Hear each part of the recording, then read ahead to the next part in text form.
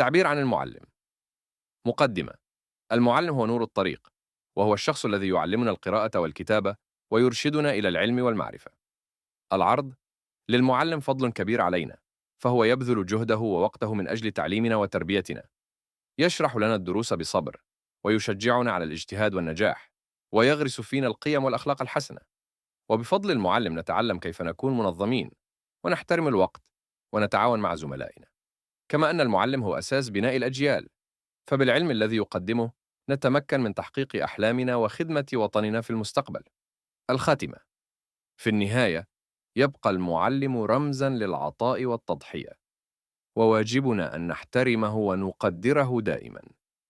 يا معلمي، يا نبع العلم والنور بك نضيء درب الحلم والسرور، جزاك الله عنا كل خير، فأنت قدوتنا مدى الدهور.